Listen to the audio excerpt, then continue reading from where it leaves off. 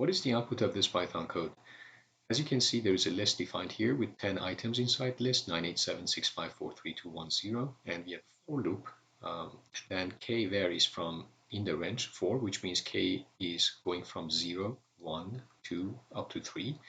And now we are popping elements or items from the list using L.pop. That's the method.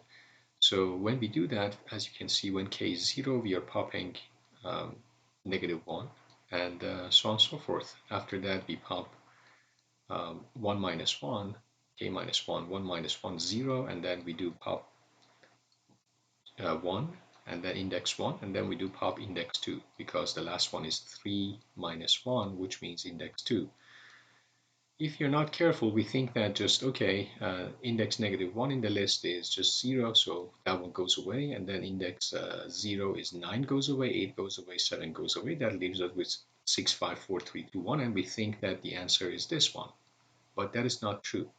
Out of these answers, the right one is this one.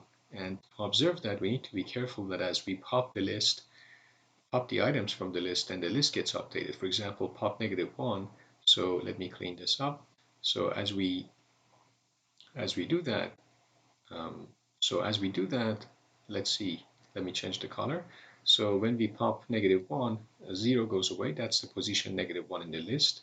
And then when we pop 0, 9 goes away. That's true. But now the updated list after popping these two items is this list: 8, 7, 6, 5, and up to 2, 1.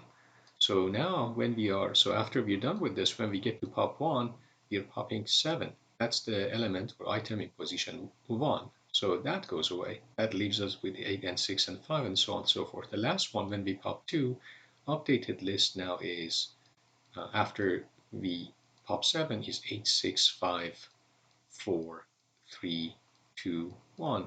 And as you can see, now in this list, when we pop 2, it means 5 is going to be popped out of the list because that's the item in position number 2.